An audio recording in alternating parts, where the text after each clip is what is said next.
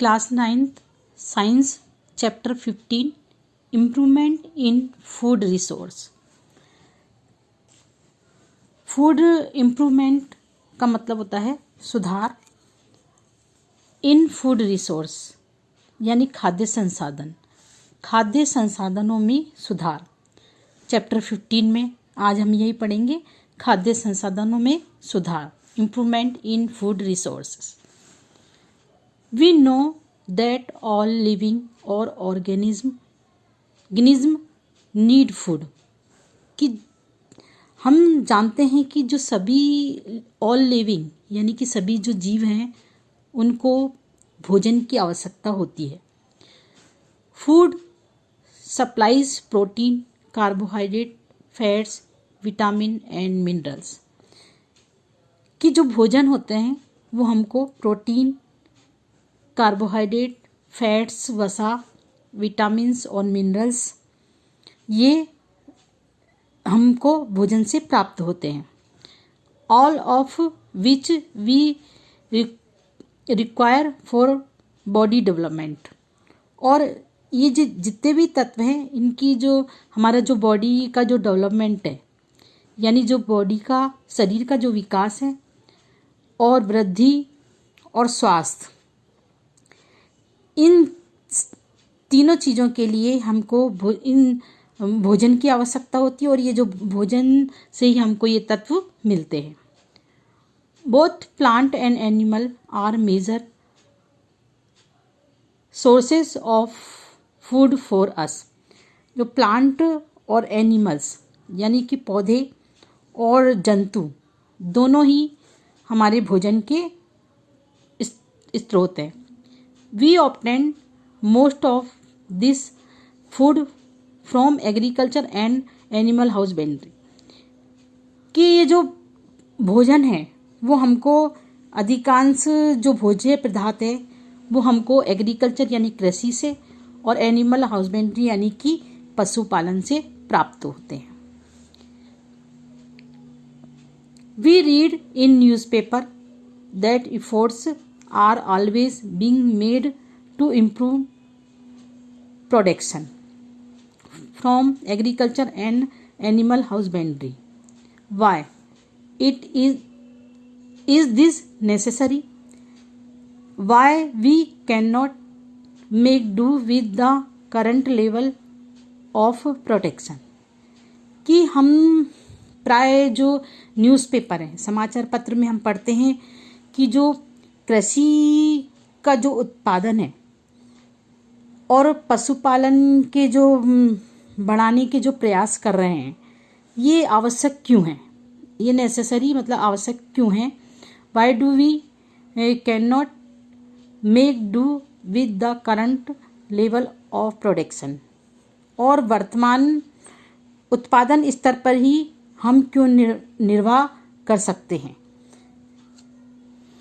India is a very populace country, जो भारत है वो भारत की जो जनसंख्या है वो बहुत अधिक है।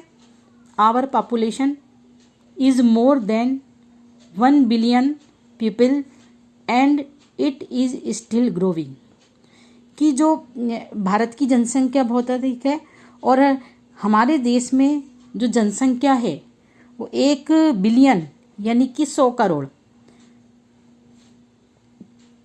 से अधिक है, जो कि लगातार इसकी क्या है वृद्धि होती जा रही है। As food for this growing population we will soon need more than a quarter of billion ton of grain every year, और इस बढ़ती हुई जनसंख्या के लिए अधिक अन्न उत्पादन की आवश्यकता होती है। यह वृद्धि भूमि पर कृषि करने में संभव हो सकती है, परंतु भारत में इससे अधिक मतलब पहले से ही जो कृषि कार्य है वो होता रहा है, और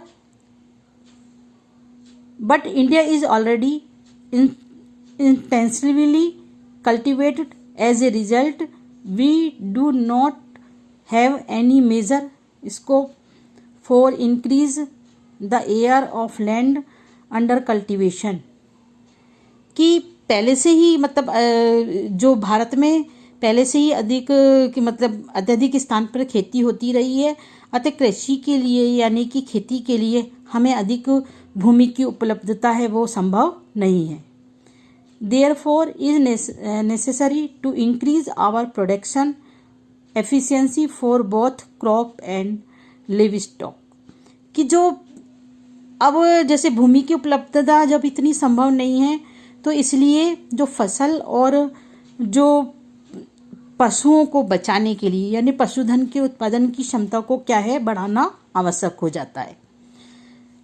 Efforts to meet the food demand by increase food production have led to some success so far। अभी हम फसल की जो उत्पादन है बढ़ाने में अभी तक कुछ सीमा तक हम क्या है सफल सक्सेस हो रहे हैं। We have had the green revolution which contribute the increase food grain production, और ये हरित क्रांति द्वारा यानी कि ग्रीन रेवोल्यूशन यानी हरित क्रांति के द्वारा फसल के जो उत्पादन है में वृद्धि हुई है। और we have also had the white revolution यानी कि श्वेत क्रांति, और ग्रीन रेवोल्यूशन जो होता है वो हरित क्रांति होता है। वाइट रेवोल्यूशन जो होता है श्वेत क्रांति जो होती है वो which have lead to better and more efficient use as well as availability of milk, कि दूध के श्वेत क्रांति के द्वारा यानी कि वाइट रेवोल्यूशन के द्वारा दूध के उत्पादनों को बढ़ाया जाता है या दूध के उत्पादन को बढ़ाने की प्रबंध किया जाता है और उसका अच्छा प्रबंधन भी किया जाता है। However, these revolution means that our natural resources are getting used more intensively. As a result, there are more chances of causing demand to our natural resource to the point of destroying their balance completely। कि जो अब ये जो क्रांति होती है श्वेत क्रांति या फिर ये जो हरित क्रांति है यानी ग्रीन रेवोल्यूशन और वाइट जो रेवोल्यूशन है, इस क्रांतियों की प्रक्रिया में जो नेचुरल रिसोर्स है इनका संपदाओं का बहुत अधिक उपयोग हुआ है, जिसके कारण ये जो प्राकृतिक संपदा के जो लॉस होने के यानी कि हानि होने के चांसेस या उनके डैमेज होने के चांसेस ज़्यादा बढ़ गए हैं। अब इन प्राकृतिक जो संस्थाओं के संसाधन हैं इनको बिगड़ने का जो खतरा बढ़ गया है, इनसे इनको क्या है इनमें सुधार लाना है और दूसरा क्या करना है फसल उत्पादन को बढ़ाने के लिए हम क्या कर इन कारकों को बिना क्षति पहुंचाए हम इनका उपयोग कर सकते हैं।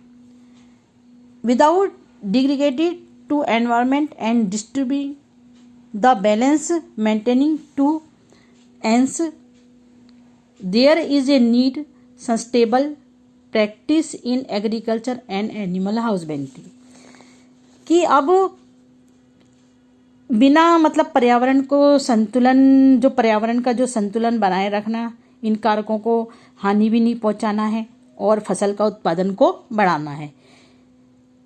इसलिए जो एग्रीकल्चर है कृषि है और जो एनिमल हाउसबेंड्री यानी कि जो पशुपालन है इनके संपोषणीय जो प्रणाली है उनको अपनाने की आवश्यकता है।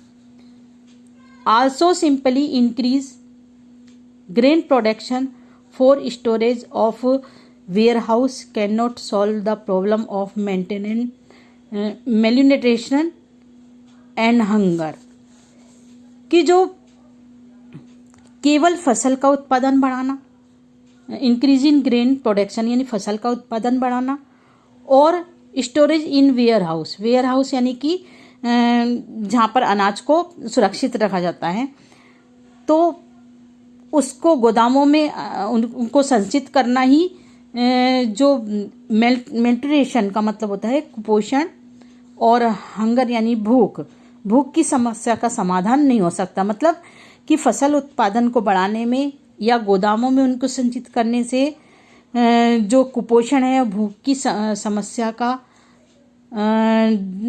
समाधान नहीं हो सकता। People should have money to purchase food, कि लोगों को क्या है, ये अनाज खरीदने के लिए क्या मनी यानी कि धन की आवश्यकता होती है।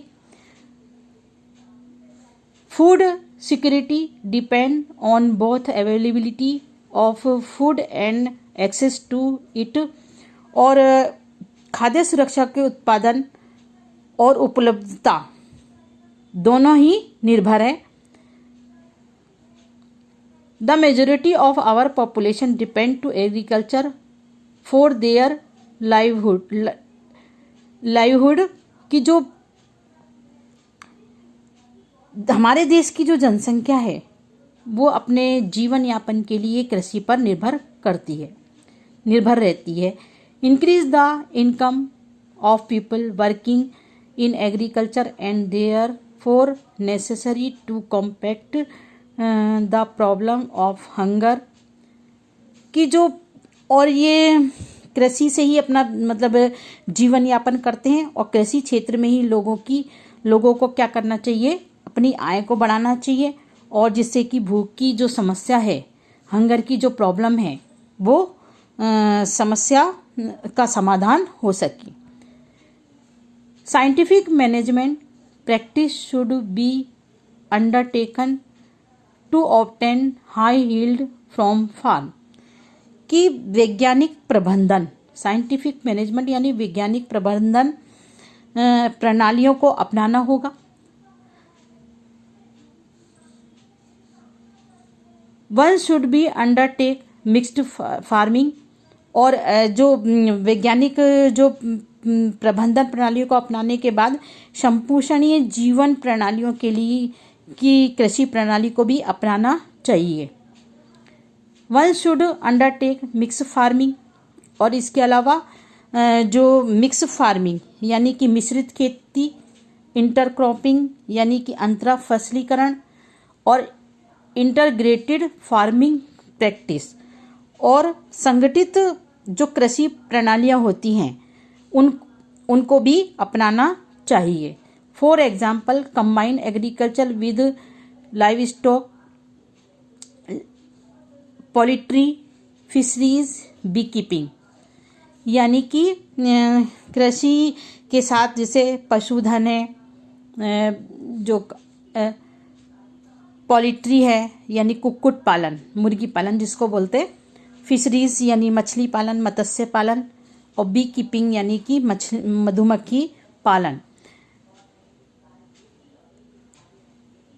The question thus becomes, how do we increase the yield of crop and livestock, कि जो अब ये प्रश्न ये है, क्वेश्चन ये है कि जो फसल तथा पशुधन के उत्पादन को किस तरीके से बढ़ाया जा सकता है। तो पशुधन और बढ़ाने के लिए लगातार क्या करते हैं, अपन प्रयत्न कर रहे हैं। Improvement in crop yield, improvement यानी कि फसल, इम्प्रूवमेंट मतलब सुधार, क्रॉप यील्ड यानी कि फसल उत्पादन में सुधार।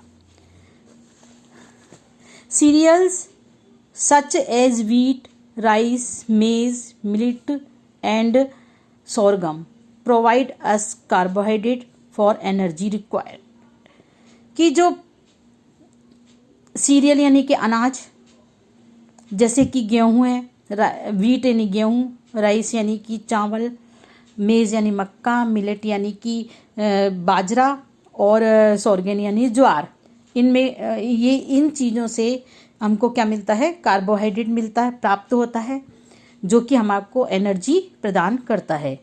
पल्सेस लाइक ग्राम, जो दालें होती हैं जैसे कि चना है, पीज मटर, ब्लैक ग्राम यानी उड़द, ग्रीन ग्राम यानी मूंग, और पीजन पी यानी कि अरहर की दाल है, और लिंटिल यानी कि मसूर है। ये सब क्या है, प्रोटीन, जितनी भी दालें होती हैं उनसे हमको क्या है, प्रोटीन प्राप्त होता है। And oil seed including soybean, groundnut, sesame, castor, mustard, linseed and sunflower provide us with necessary fats. और ऑयल, जो तेल वाले बीजे हैं जैसे सोयाबीन है, ग्राउंडनट यानी मूंगफली है, सीसम यानी तिल है, कैस्टर है, अरंड है, अरंडी का जो तेल होता है, और मस्टर्ड है, सरसों है, लिंसीड है, अलसी है, और सनफ्लावर यानी सूरजमुखी। ये सब क्या है, हमको इनसे आवश्यक वसा प्राप्त, फैट्स यानी वसा प्राप्त होती है। Vegetable, spice and fruits provide a range of vitamin and mineral in addition to small amount of protein, carbohydrate and fats. जो वेजिटेबल होते हैं, सब्जी, मसाले, और जो फ्रूट्स होते हैं, फल होते हैं, उनमें बहुत अधिक मात्रा में हमको विटामिन्स, मिनरल्स, खनिज और प्रोटीन, कार्बोहाइड्रेट, और कुछ मात्रा में प्रोटीन, कार्बोहाइड्रेट और फैट्स प्राप्त होते हैं। In addition to these food, crop fodder, crop like berseem, oats, Sudan grass and raised to food for the livestock. कि जो अब जैसे चारा वाली फसलें होती हैं, जैसे चारा वाली फसलों में से जैसे बरसीम है, ओट्स है, जेई जिसको बोलते हैं, और सूडान है, घास, इनका उपयोग है वो पशुधन के रूप में, चारे के रूप में इनका उपयोग किया जाता है। इसके अलावा अब ये इस प्रकार हम क्या करते हैं कि फसलों में सुधार करते हैं।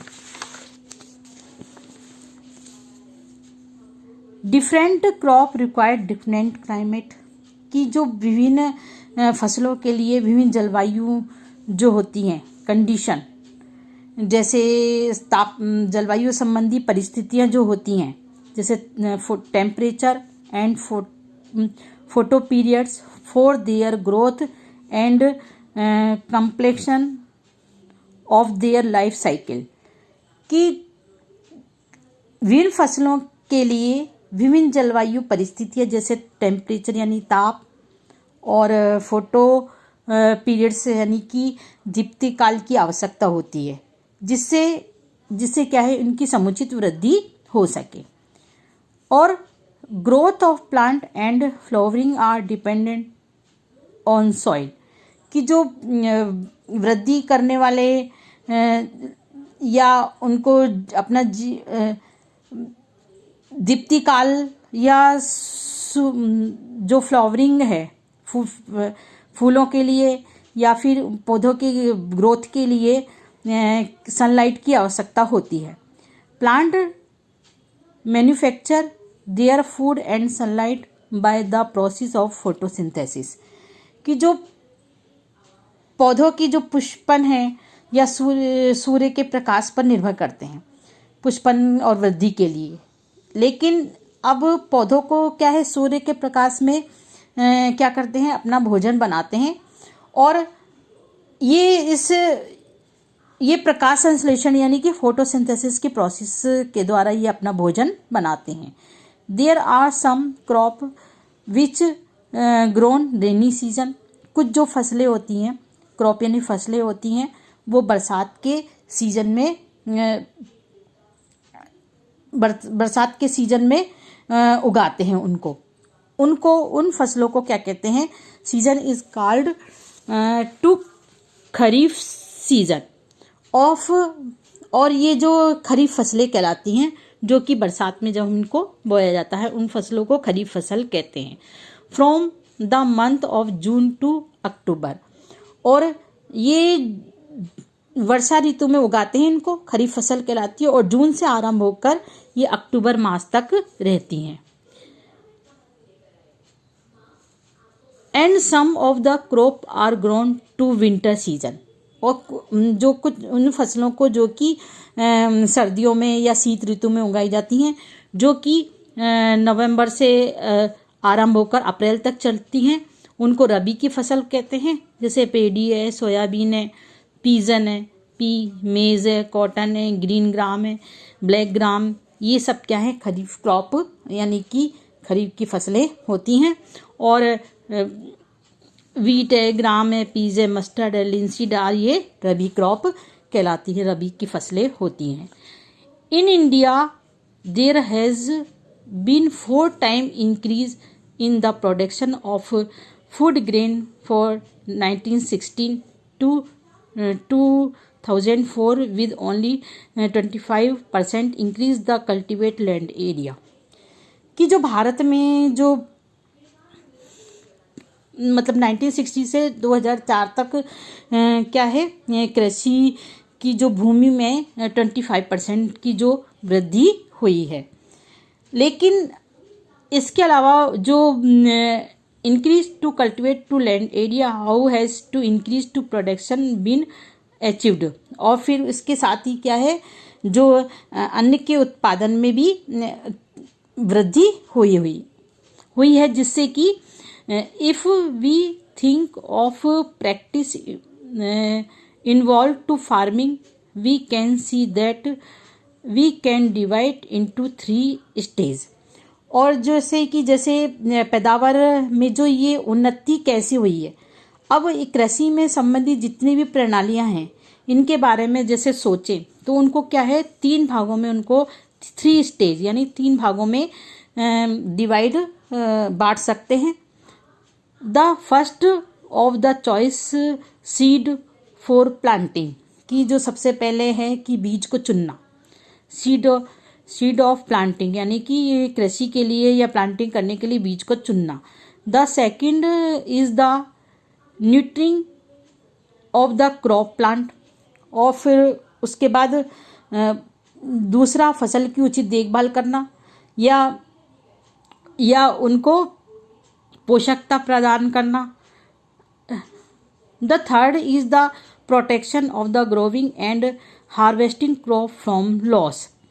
और तीसरी जो स्टेप होती है, तीसरी जो प्रक्रिया है, इसमें फसल की सुरक्षा और जो कटी हुई फसल है उसको फसल को हानि से बचाना। Thus the major group of activities in improving crop yield can be classified as, इस प्रकार इन जो कृषि के जो उत्पादन है या फसल के उत्पादन की जो प्रक्रिया का जो सुधार है, उसमें प्रयुक्त जो गतिविधियां होती है, विभिन्न एक्टिविटियों को 3 भागों में इस प्रकार बांटा जा सकता है, डिवाइड किया जा सकता है। सबसे पहले क्रॉप वैरायटी इम्प्रूवमेंट यानी कि फसल की किस्मों में सुधार, क्रॉप प्रोडक्शन इम्प्रूवमेंट फसल उत्पादक प्रबंधन, फिर क्रॉप प्रोडक्शन मैनेजमेंट फसल जो फसल के उत्पादन और सुरक्षा प्रबंधन। तो इस प्रकार ये फसल का उत्पादन के लिए हमको, अच्छी फसल के उत्पादन के लिए हमको किन किन प्रक्रिया जो है जिससे फसल का उत्पादन में सुधार आ सके, हमको इन प्रक्रियाओं को ध्यान में रखते हुए हमको इसमें इनको 3 भागों में बांटा गया है। ओके।